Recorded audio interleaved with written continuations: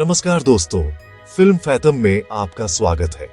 आज हम बात करने वाले हैं एक ऐसी फिल्म के बारे में जो पुरानी दिल्ली की गलियों और पंजाब के खंडहर हवेलियों में मोहब्बत की कहानी कहती है। एक ऐसी कहानी जहां शेरो शायरी, लेखन और इश्क तीनों ही एक दूसरे से जुड़े हुए हैं। ये है गुस्ताख इश्क। कुछ पहले जैसा एक रोमांटिक ड्रामा जो आपको 1990 के दशक में ले जाएगा, जब मोबाइल फोन नहीं थे, जब मोहब्बत सिर्फ बातों में बहती थी और जब शायरी की ताकत लोगों की जिंदगियां बदल सकती थी। तो चलिए इस सुंदर कहानी को समझते हैं। गुस्ताख इश्क एक भारतीय हिंदी भाषी रोमांटिक ड्रामा फिल्म है जो 28 नवंबर 2025 को रिलीज हुई है। इसे निर्देशित किया है विभुपुरी ने, जो अपनी सूक्ष्म कहानियों के लिए जाने जाते हैं।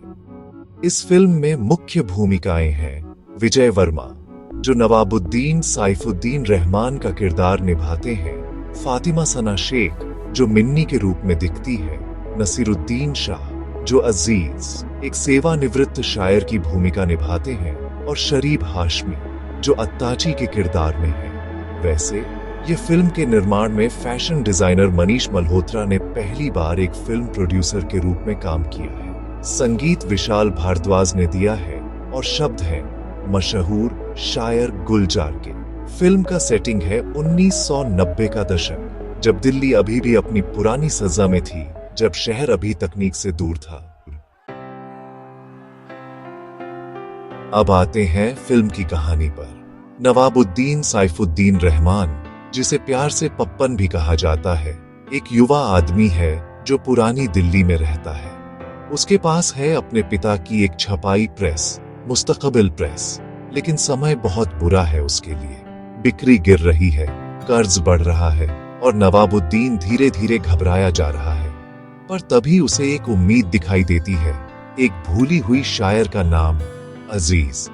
नवाबुद्दीन को पता चलता है कि अजीज नाम का एक सेवानिवृत्त उर्दू शायर है, जो अब पंजाब के एक शहर मलेरकोटला में रहता है।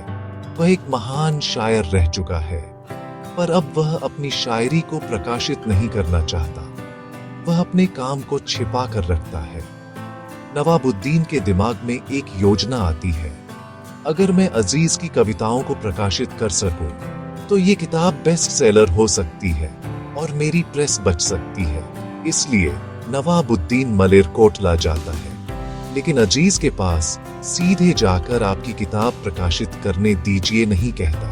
बजाय इसके वह एक छात्र बनकर अजीज के पास जाता है, कहता है कि वह शायरी सीखना चाहता है, और फिर शुरू होती है असली कहानी। अजीज के पास एक बेटी है, मन्नत, जिसे सब मिन्नी कहते हैं।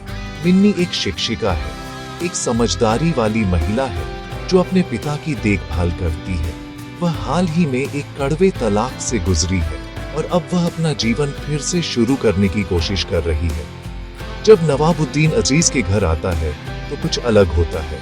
शुरुआत में तो नवाबुद्दीन बस अजीज को प्रभावित करने की कोशिश करता है, शायरी सीखने के बहाने, लेकिन धीरे धीरे कुछ और होता है। वह सच में अजीज के शिष्य बन जाता है। उसे सच में शायरी से प्यार हो जाता है और फिर एक दिन वह मिन्नी की ओर देखता है। फिल्म का रोमांस बहुत ही सूक्ष्म और पुराने जमाने का है। ये तूफानी नहीं है, यह चोरी छिपे नजरें हैं, सन्नाटे में सुने जाने वाले शब्द हैं, कविताओं के जरिए कहे गए प्रेम है। नवाबुद्दीन और मिन्नी चाय, शायरी और खामोशी में एक दूसरे को समझते हैं। वे संकरी गलियों में चोरी छिपे मुस्कुराते हैं।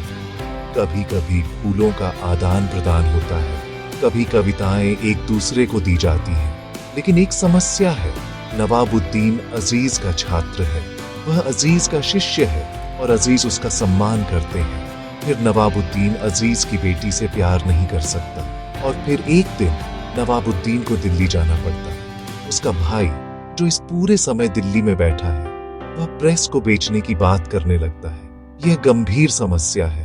नवाबुद्दीन को अपने पिता के आखिरी सपने को पूरा करना है, तो वह मिन्नी को बिना कुछ कहे, बिना किसी से पूछे दिल्ली चला जाता है और यह नवाबुद्दीन का सबसे बड़ा गलतफहमी बन जाता है।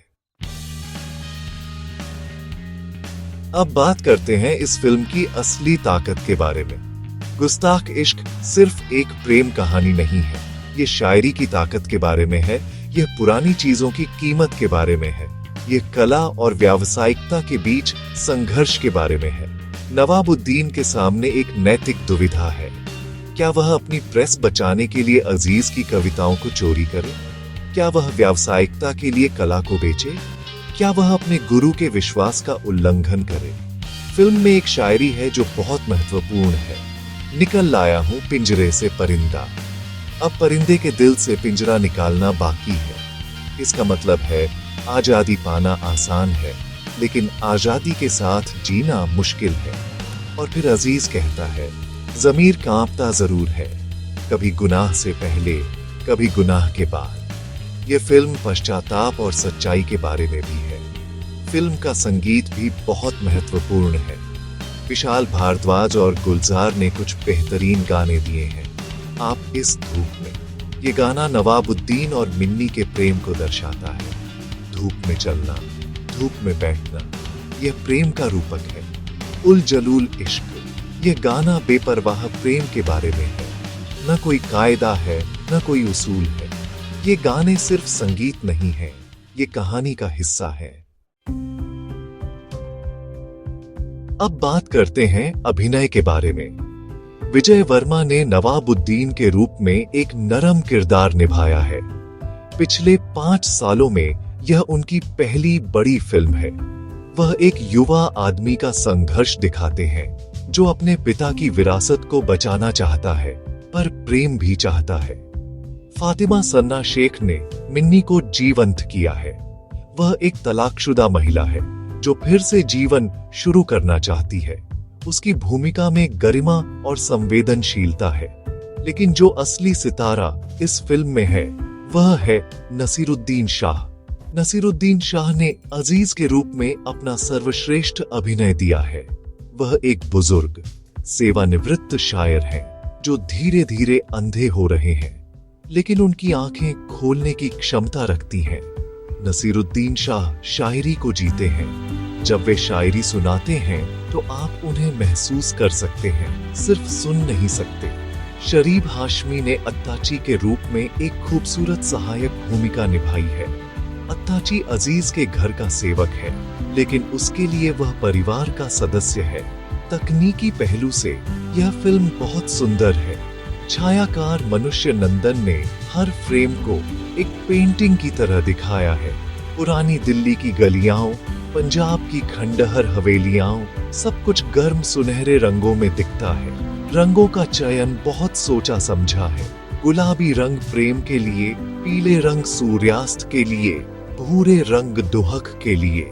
संपादन विभाजन समंतराय ने फिल्म की गति को सूक्ष्मता से नियंत्रित किया है। गुस्ताख इश्क कुछ पहले जैसा एक ऐसी फिल्म है जो भीड़ भाड़ को आकर्षित नहीं करेगी, लेकिन जो भी इसे देखेगा उसका दिल छू जाएगा। ये एक धीमा, काव्यात्मक, नॉस्टैल्जिक रोमांस है, जहां सन्नाटा बोलता है, जहां आंखें कहानी सुनाती हैं, जहां शायरी ही प्रेम है। ये फिल्म उन लोगों के लिए है जो पुरानी चीजों को प्रेम करते हैं, जो शायरी को समझते हैं, जो प्रेम को धीरे धीरे विकसित होते देखना पसंद करते हैं। हाँ, कहानी सीधी है। हाँ, कभी कभी फिल्म धीमी महसूस होती है, लेकिन सच्चाई ये है कि यह फिल्म दिल को छूती है। अगर आप इस तरह की फिल्मों को पसंद करते हैं, तो गुस्ताख इश्क आपके लिए एक खूबसूरत अनुभव होगा। तो दोस्तों, यह था गुस्ताख इश्क की कहानी, एक फिल्म जो पुरानी मोहब्बत, शायरी और नैतिकता के बारे में है। अगर आप भी इस फिल्म को देखने जा रहे हैं तो अपना दिल खुला रखिए, और अगर आपको यह वीडियो पसंद आया तो लाइक, कमेंट और सब्सक्राइब करना न भूलिए। फिल्म फैदम के साथ बने रहिए अगले रोचक फिल्म विश्लेषण के लिए। धन्यवाद और सुनो, समझो और सीखो फिल्मों के माध्यम से।